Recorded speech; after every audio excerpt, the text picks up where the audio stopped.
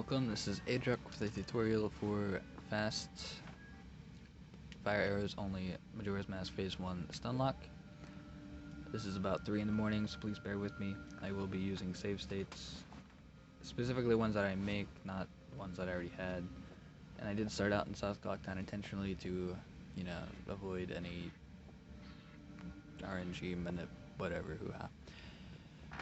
This trick has generally been crafted by TheHumanProtractor and TheSausage. There may be others that I'm not aware of. I'm sure people will tell me. And if I didn't say, it's like 3 in the morning, so please bear with me.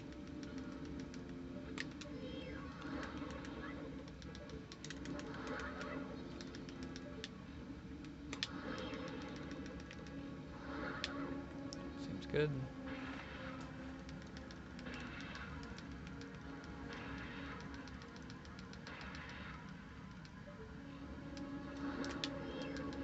Oh, I did the thing. Oh well. Yep, almost messed that up. Okay. That was alright. That was sloppy still, but it was okay. Anyways, this is not an easy trick, so do not recommend if you're not like 115-ish or whatever, I guess.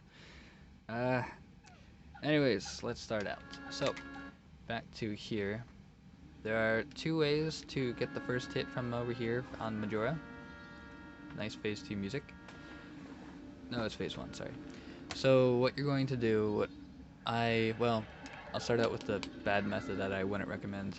What you can do is, I'm just going to go over the frame data for this, is hit all 3 target up and fire arrows on the same frame.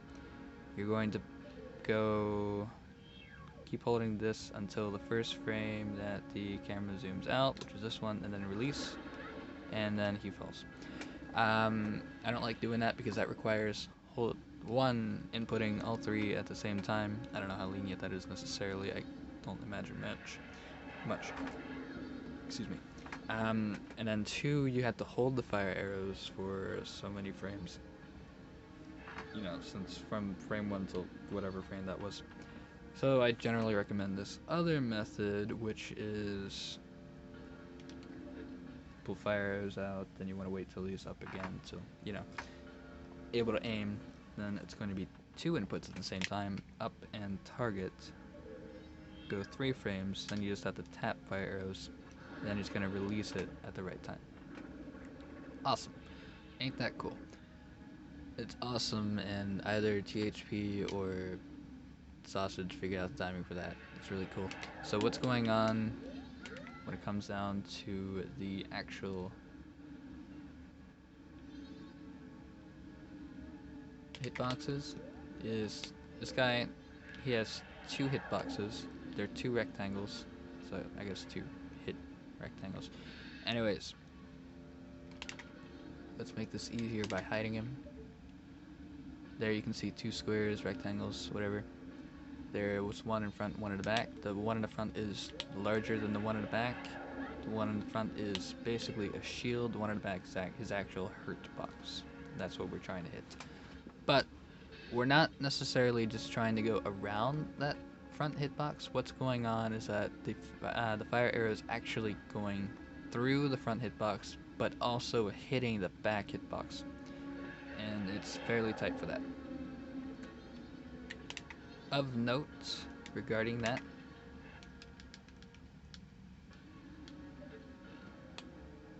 whoops, that's not right. Did I just levitate? No, I'm not holding forward.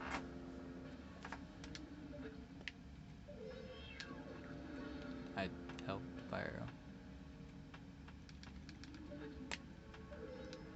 There we go. So it's actually very difficult to hit the mask while targeting, or even while not targeting, I'm sure, from a lot of these locations. So you actually have to be very intentional about hitting him with a fire arrow. So here's what I do for that part.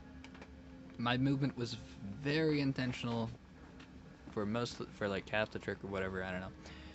If you really wanted to, you could make the entire trick consistent by just basing things off of like side hops and very boxy movement. I don't know if that's necessary. Maybe people will think that's better.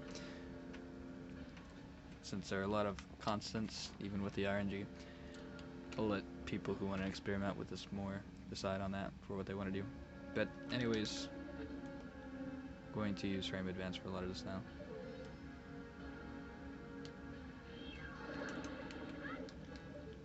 So I just basically mashed A until I got a roll, and then I mashed fire arrows until I was allowed to use them, and that's generally going to give you about the same spacing. Now there is a caveat to that, and I think something about the spacing can get messed up in some ways. I don't know for sure about that, or if I was just hitting fire arrows a frame late, because what I do here is literally just like mash fire arrows, like I said, pull a fire arrow, and then I'm still holding up, because I'm hoping that I pull fire arrows on the first frame, and if I do that, I'm just going to release it, and then he's going to release it on the first frame possible, and it's actually going to hit Majora. And you actually do have to hold up to hit him. If you just shoot a fire arrow straight at him, or even going up, for whatever reason, just because of the frame-by-frame data and how arrows work in that regard, because they basically teleport, they're actually going to go through Majora's hitbox and just hit the wall behind him. Anyways, that's all well and cool. Next up, what I do is roll. Well, not quite like that. I basically just mash A until I roll. That's what I do. So I'm going to just catch up to that part. Good roll. So about that, you want to just really mash A until you roll.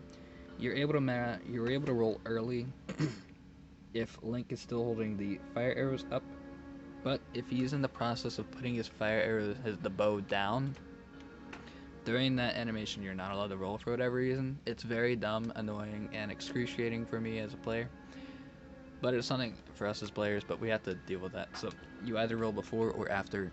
Generally you're going to go into the same position. I didn't really look at the frame data for it, honestly. It's just I've been experimenting with it with both, and both seem to yield similar, if not the same results. So anyways, where was I?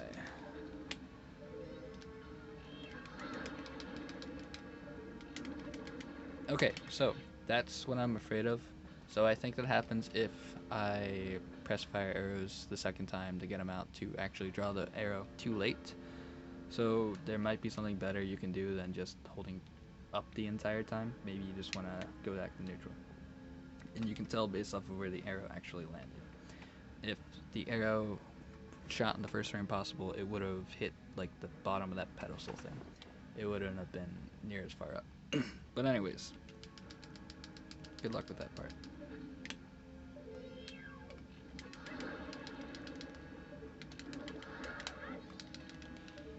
So next up, I do another full forward roll, just like the first one. If I didn't mention it, it's a full forward roll. It's not a dry roll, obviously. Anyways, for this part, I shielded at the end of my roll to make sure that my spacing was near consistent, if not consistent. And then what I do is I don't just aim straight up. I actually go to the right a little bit. Then I go straight up, obviously holding down on the control stick. And of course, full of fire arrow. And then what you want to do is aim kind of below the spikes, and he has to be high enough, otherwise, iframes. And that missed. Honestly, this is something that I haven't been doing with frame by framing. I have been trying to specifically not do frame by frame and to learn it and base it off of the results from that to account for my reaction time. Obviously, that's something that reaction time is very important. I will say that generally the longer that you let the mask fly up, the more time you're going to have to actually aim and react to where to go. So I would generally recommend going up higher and then reacting from there. Otherwise, frame data gets really tight, the aiming gets really hard. Just because you're lower, the mask isn't tilted as much, whatever, what have you. If you get really good at this, have at it. It's yours again, you're the player. So, anyways, let me get back there. I'm going to make a save state this time, I think.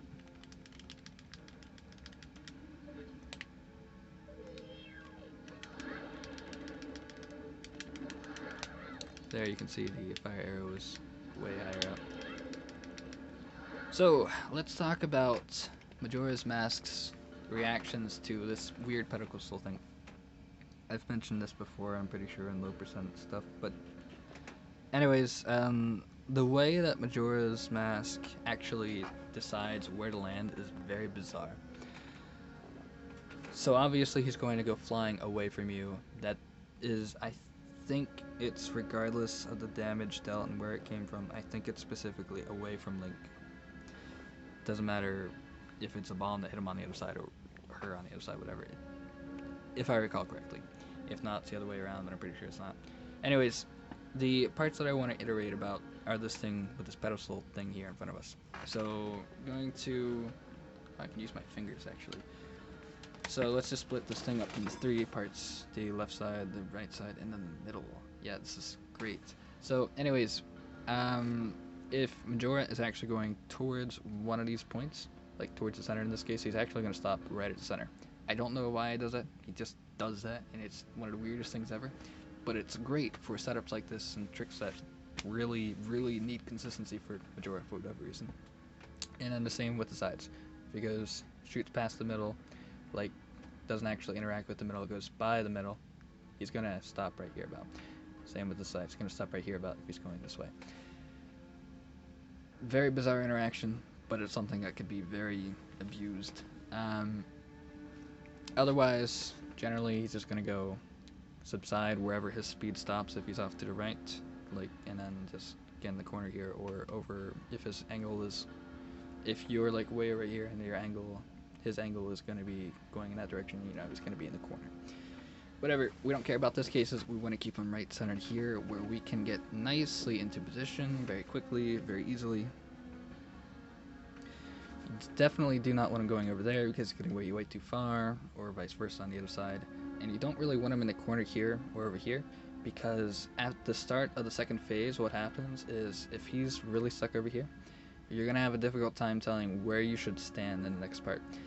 And that is due to the fact that if he's all the way back here, when he rises, great shadow puppets, I know, he's actually going to, like, frame by frame, like, pop out as he gets up to the top part of this sort of wavy tentacle part in the molding. And sorry for that. It's going to affect your aiming. It's going to throw everything off. Maybe you can adjust to it. Maybe you would prefer it. I don't know. I don't generally like that. I think it's very bad for consistency for this trick. So just make sure he lands over here as TLDR. Alright, anyways, save state time, just in case.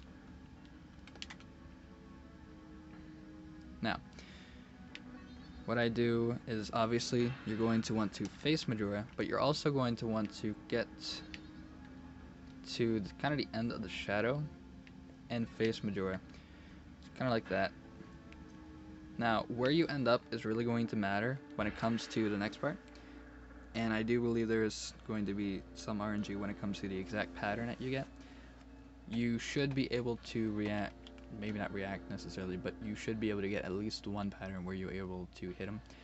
I haven't quite figured out if it's better to be closer to the center or closer outside. I think all of them have their positives and some drawbacks.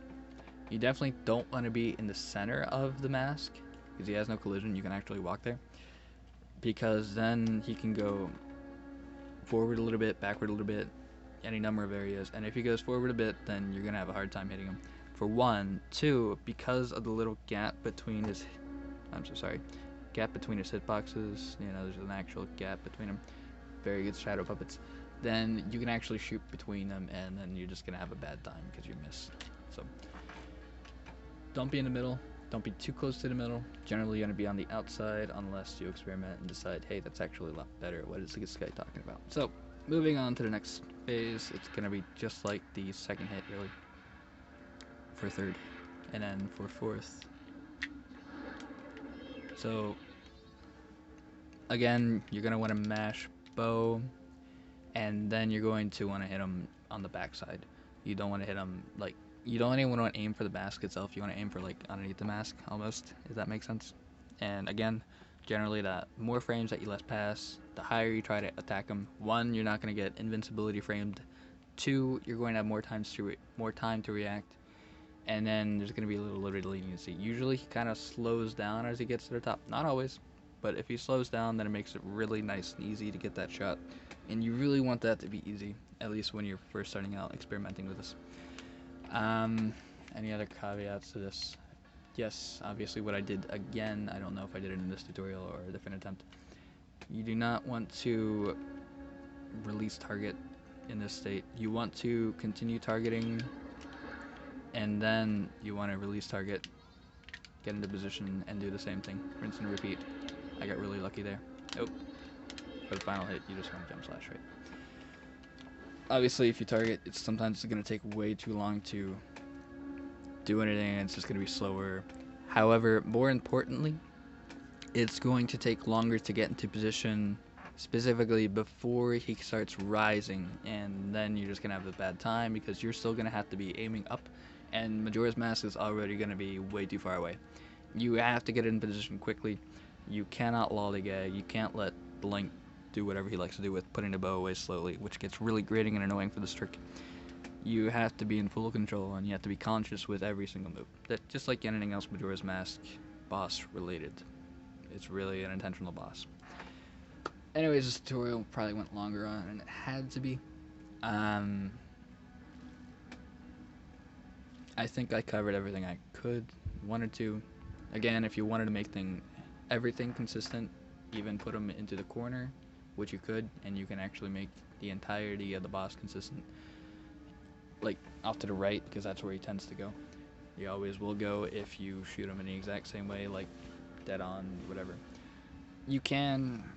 I don't think I would like that, because I think it would generally cut down on the frame data. That will allow for success, but that is an option. Good luck, have fun.